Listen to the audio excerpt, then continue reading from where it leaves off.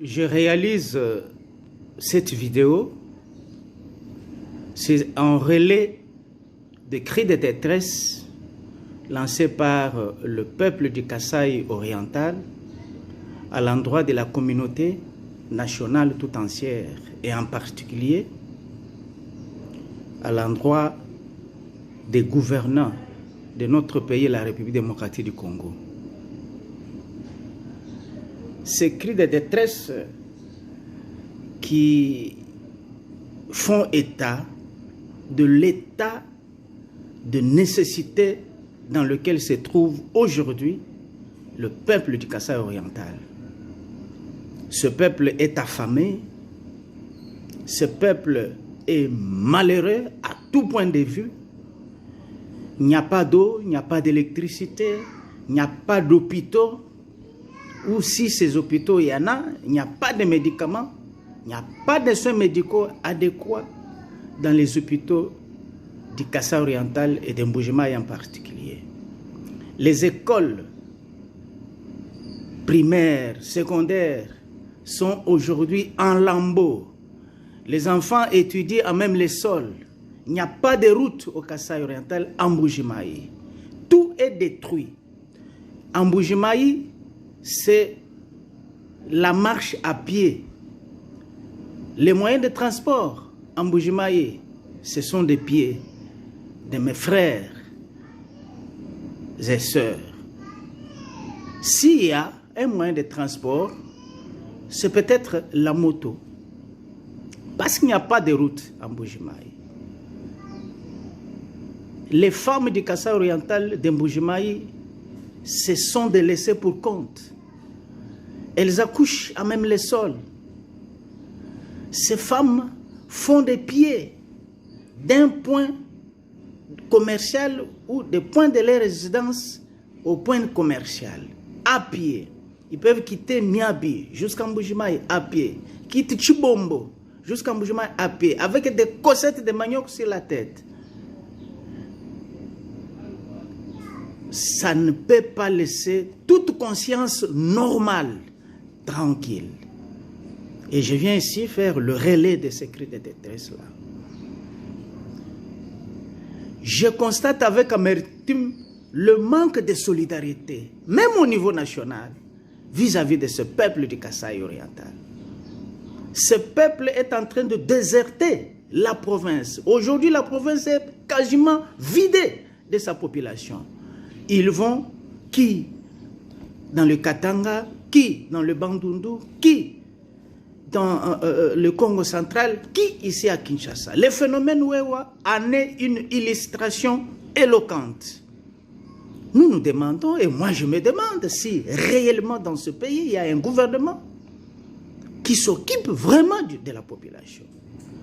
Nous avons vu l'élan de solidarité vis-à-vis de nos frères du Kivu à la suite de l'éruption du volcan Nyiragongo. Il y a eu des déplacés de guerre. Nous assistons à cette solidarité-là nationale, ce qui est une bonne chose. Mais il y a tout un peuple au Kasaï oriental qui meurt à petit feu. La province est aujourd'hui vide, presque. Toute la population quitte le Kasaï oriental. Où sont les autorités de ce pays? Où sont ceux qui ont l'habitude d'appeler ce peuple-là combattant?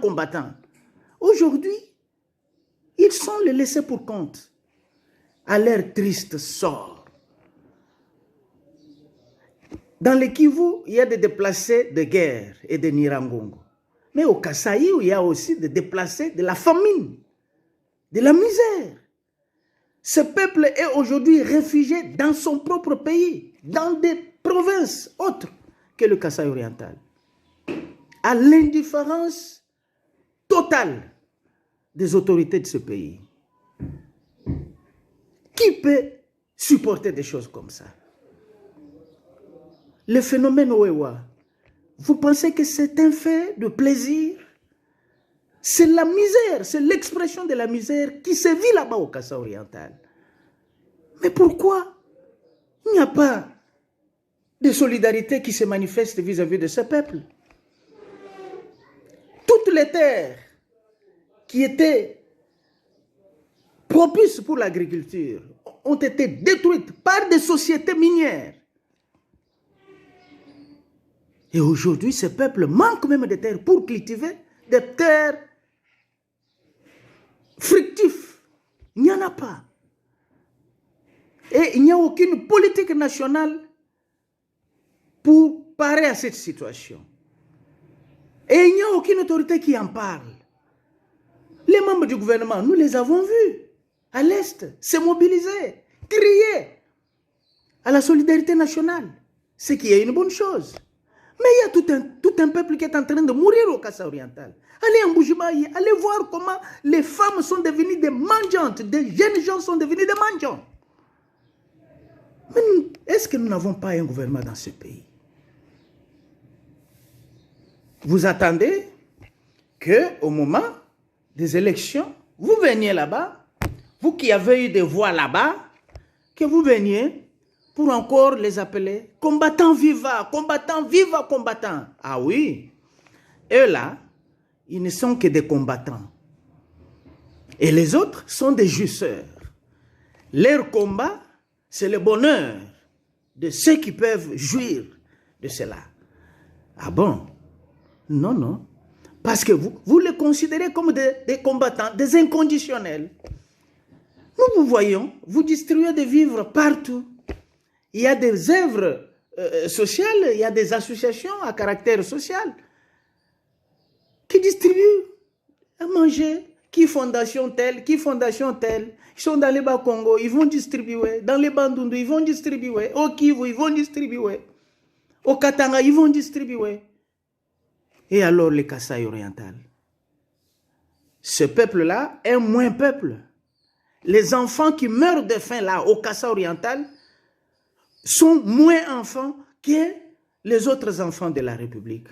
Aucun membre du gouvernement, depuis Kabila, moi je n'ai vu aucun ministre, aucun premier ministre qui fait le déplacement au Kassa oriental pour voir ce qui se passe là-bas. L'indifférence totale. Et c'est le cas même aujourd'hui avec le régime actuel. Je suis mécontent de cela. Qui peut rester toute conscience normale? Quelle est cette conscience-là normale qui peut rester indifférente face à cette situation jusqu'à ce point? Le peuple du Kassa oriental est un peuple réfugié dans son propre pays. Mes chers amis, cette solidarité aujourd'hui mobilisée, nationale, autour de Kivu, mais pourquoi ça ne peut pas être aussi le cas pour le Kassa oriental? Le Kassa oriental est déjà vide. Ceux qui ont l'habitude d'aller chercher des voix là-bas, des élections. Mais le Kassa oriental, le risque de ne même pas avoir à la prochaine élection, même pas 10 députés nationaux. Parce que toute la population est partie. Tous ces ministres originaires du Kassa oriental qui sont ici, avec de grosses joues, ils mangent des beefsteaks, ils sont en cravate, ils sont en costume. Ah, ils ne parlent que d'autres choses. Ils ne parlent pas de la province du Kassa oriental. J'entends moins que des gens, surtout les membres du gouvernement, originaires du Kassa oriental. Je n'entends jamais quelqu'un citer même le mot Bujimayi. Mais dans ce discours, rien du tout. C'est quelle indifférence? C'est dicté par quoi? Vous avez peur de quoi? Ah, vous attendez au moment des élections, mais vous ne trouverez pas d'électeurs là-bas.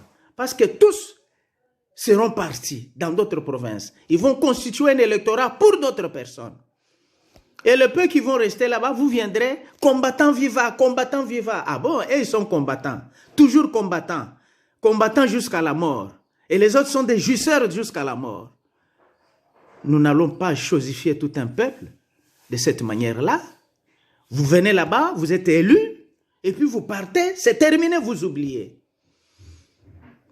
Nous vous voyons distribuer des bancs. Certains membres de l'UDPS distribuent des bancs dans des écoles ici.